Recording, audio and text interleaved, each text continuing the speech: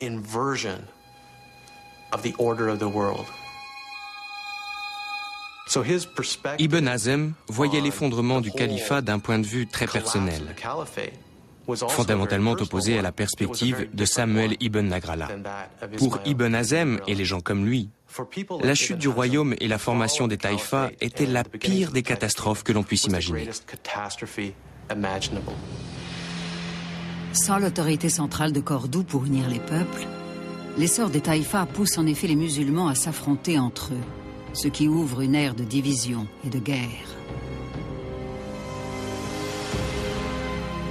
Dans leur lutte pour la suprématie, les puissants royaumes de Séville et de Grenade se retournent contre les taïfas les plus vulnérables, dans le nord. Mais pour survivre, ces taïfas du nord se tournent vers les rois chrétiens. Leur chef envoie des émissaires pour solliciter leur aide. En échange du paiement d'un tribut, les souverains chrétiens leur ont garanti un minimum de protection.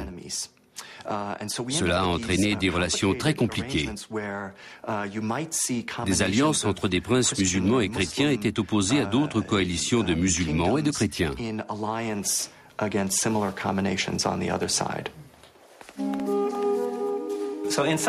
Il est intéressant de noter que c'est précisément la vulnérabilité des taïfas qui a marqué le début d'une nouvelle phase dans les relations entre musulmans et chrétiens.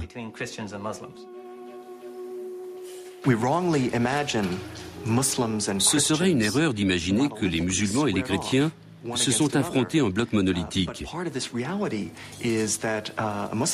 En réalité, aucun chef musulman n'a eu honte de conclure un accord avec un roi chrétien si celui-ci offrait de protéger son royaume contre ses voisins. La concurrence entre les taïfas change définitivement le visage d'Al-Andalus. Les rapports de force changent au détriment du côté musulman.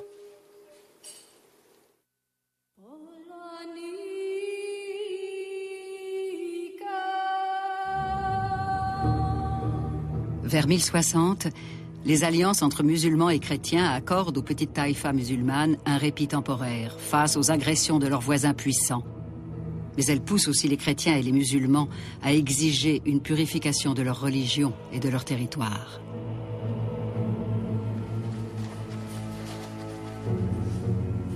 À Rome, le pape Alexandre II considère que les relations étroites entre chrétiens et musulmans sont immorales. Il veut expulser tous les musulmans de l'Espagne.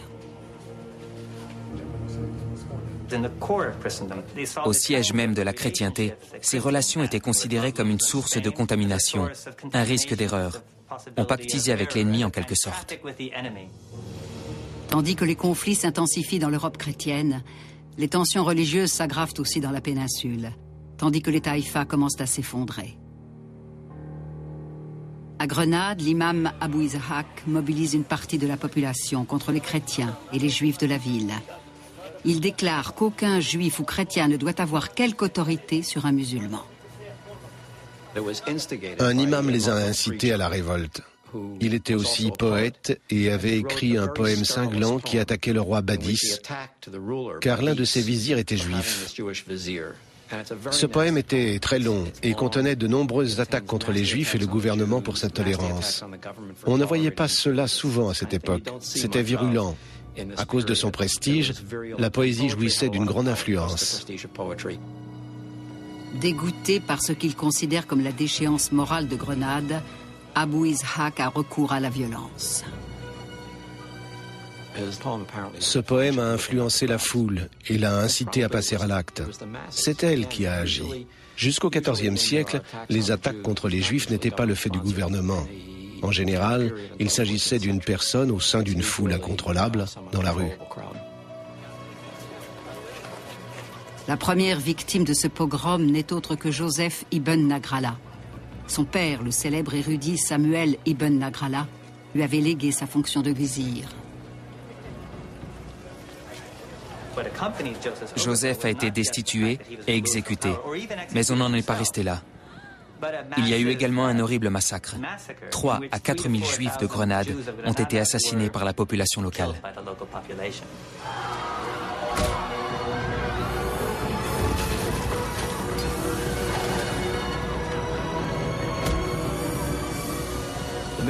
Les chroniqueurs du Moyen-Âge ont toujours eu tendance à exagérer les chiffres, mais peu importe. Le problème, c'est le fait que des Juifs ont été tués, quel que soit le nombre de victimes. Nous devons étudier la configuration singulière que forment notamment les conditions politiques et les structures culturelles. C'est elle qui a permis l'ascension sociale de Samuel, mais aussi l'assassinat de son fils lors d'un horrible massacre. Dans le nord de l'Espagne, les armées chrétiennes commencent à leur manière l'épuration de leur territoire, en prenant une ville musulmane après l'autre. Leur objectif est la Reconquista, la reconquête de toute la péninsule ibérique sous le signe de la croix. Les chrétiens ont d'abord récupéré les territoires frontaliers, puis les villes riches.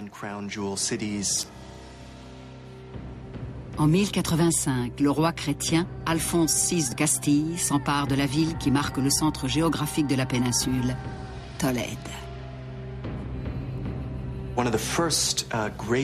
L'une des victoires les plus significatives des chrétiens, maintenant alliés, une percée décisive, c'est la prise de Tolède. Cette ville était par son rayonnement culturel un fleuron d'Al-Andalus.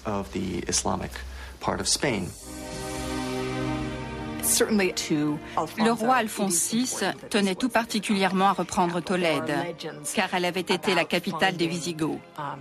Selon une légende, depuis leur départ, une chandelle avait continué de brûler dans la mosquée de Christa de la Luz. C'était donc une ville très importante pour les musulmans et les chrétiens.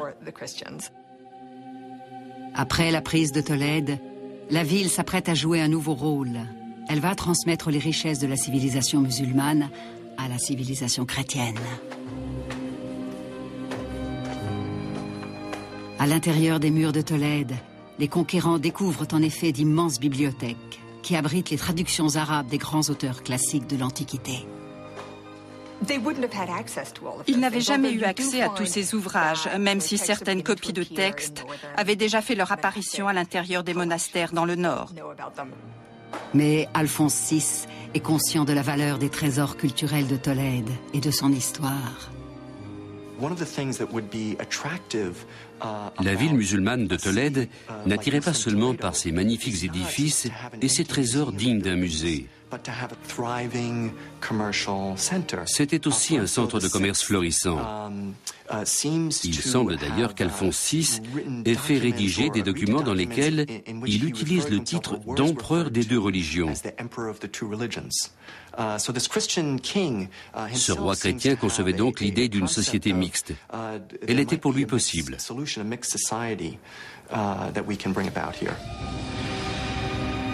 Menacé par l'avance des forces chrétiennes, le prince musulman de Séville demande aux armées d'Afrique du Nord de lui venir en aide.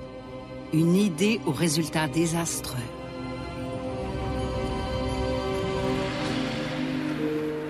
La cour de Séville a épousé le mode de vie d'Al-Andalus.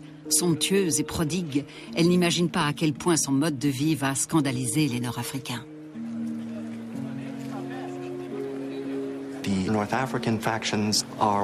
Les Berbères ont été horrifiés de voir que leurs corélégionnaires buvaient de l'alcool et fréquentaient des Juifs et des chrétiens. Eux suivaient le Coran à la lettre. Ils avaient une conception plus stricte, rigide même, de la manière dont les musulmans devaient vivre et travailler. Al-Mutamid, le prince de Séville, est la première victime de son propre plan de sauvetage. Les Berbères l'envoient au Maroc où il est emprisonné et s'emparent de Séville. C'est le début d'une des périodes les plus difficiles et violentes de l'histoire d'Al-Andalus. Les conquérants inaugurent leur règne en brûlant les livres controversés trouvés dans les bibliothèques.